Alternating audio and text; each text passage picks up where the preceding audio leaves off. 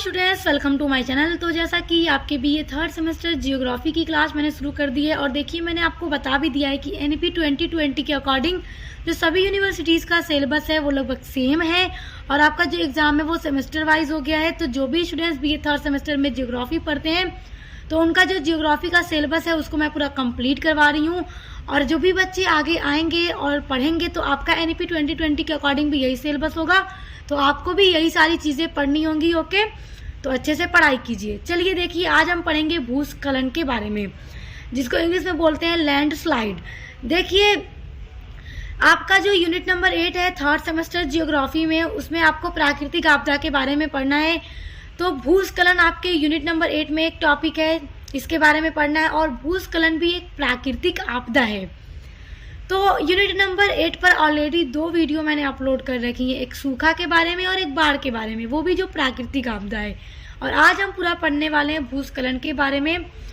तो बहुत अच्छे से इसके बारे में समझेंगे, अच्छे से समझे रहेंगे तो आपको एग्जाम में आसानी रहेगी, क्योंकि रटने से आप भूल जाएंगे, समझे रहेंगे तो आपको याद रहेगा। तो समझ लीजिए कि भूस्खलन क्या होता है। काफ़ी सिंपल सा मैंने नोट्स आपका बनाया है, आप एक बार में समझ जाएंगे। चलिए शुरू करते हैं। देखिए, भूभाग के ढाल पर जब मिट्टी तथा चट्टाने के ऊपर से नीचे की ओर खिसकने, लुढ़कने या गिरने की जो प्रक्रिया होती है उसको भूस्खलन कहते हैं। एकदम 2 लाइन में आपका जो टॉपिक है भूस्खलन क्या है, एकदम अच्छा अर्थ पता चल रहा है आपको। भूभाग यानी जमीन, ये जो धरती है, जो जमीन है जिसपे हम रह रहे हैं, के ढाल पर मिट्टी या चट्टान के ऊपर की ओर से जब नीचे की ओर वो खिसकता है, लुढ़क कर नीचे की ओर धरती की ओर गिरता है, तो इस प्रक्रिया को भूस्खलन कहा जाता है। देखिए, भूस्खलन एक अकेले चट्टान से लेकर मलबे के कई सारे बड़े तूफान के रूप में हो सकता है। भूस्खलन सिर्फ ये नहीं है कि एक बड़ी सी चट्टान यदि ऊपर से नीचे की ओर गिरे तो वो भूस्खलन है, वो भी भूस्खलन है, जाहिर सी बात है, वो भी भूस्खलन है। मगर भूस्खलन का जो रूप होता है एक अकेले चट्टान से लेकर मलबे के कई सारे बड़े तूफान के रूप में हो सकता है। तो भूस्खलन की वजह से भारी मात्रा में चट्टान जो होती है और मिट्टी कई सारे किलोमीटर तक फैल सकते हैं और भारी बारिश अथवा भूकंप भी भूस्खलन का कारण बन सकता है।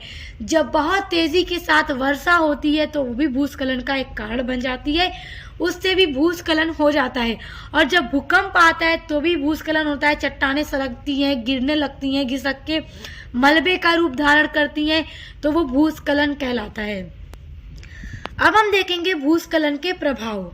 देखिए, भूस्खलन क्या है, आई होप आप समझ गए।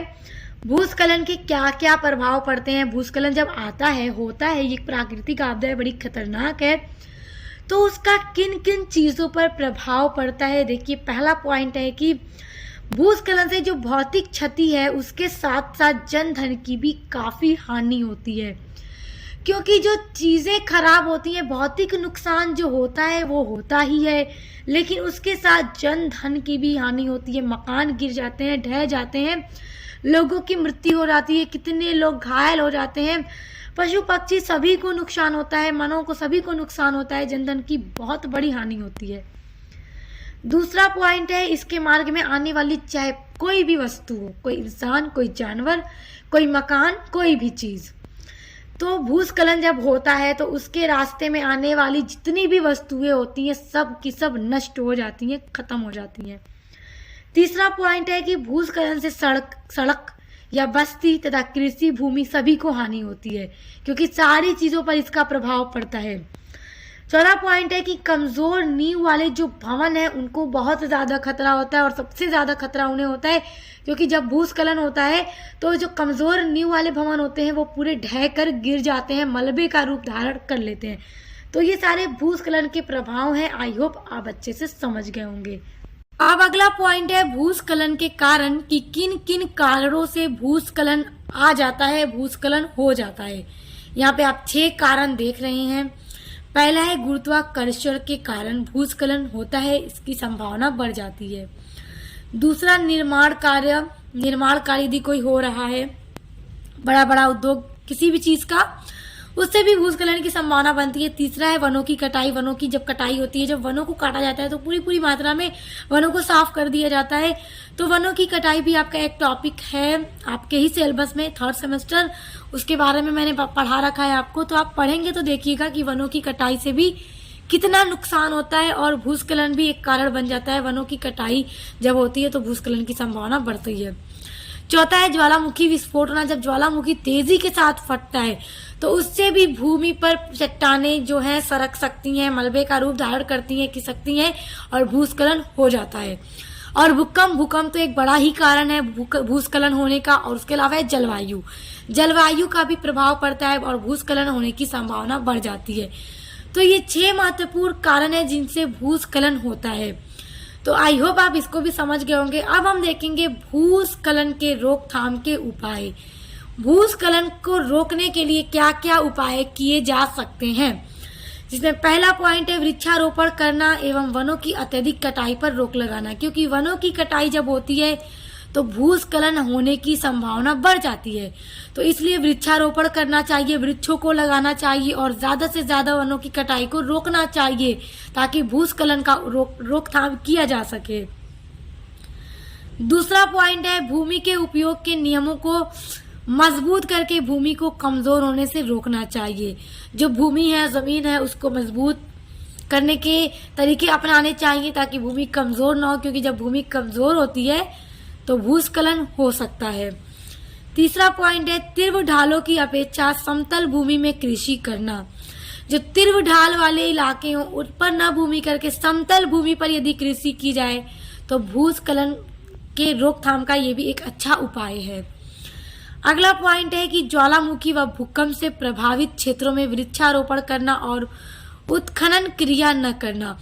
देखो, ज्वालामुखी जिन भी इलाकों में है, जो भी ऐसे क्षेत्र हैं जहाँ ज्वालामुखी है या जहाँ पे जिन क्षेत्रों में भूकंप ज्यादा आते हैं, तो उन क्षेत्रों में वृक्षारोपण ज्यादा करना चाहिए। क्योंकि देखिए, वृक्षारोपण करने से भूस्खलन को रोका जा सकता है। क्योंकि और वन जब वहाँ पे पेड़ होंगे तो भूस्खलन नहीं होगा। क्योंकि देखिए, ज्वालामुखी फटने से या भूकंप आने से भूस्खलन होता है, तो जब वहाँ पे वृक्षारोपण किया जाएगा तो भूस्खलन को के रोकथाम के ये बड़ा अच्छा उपाय है।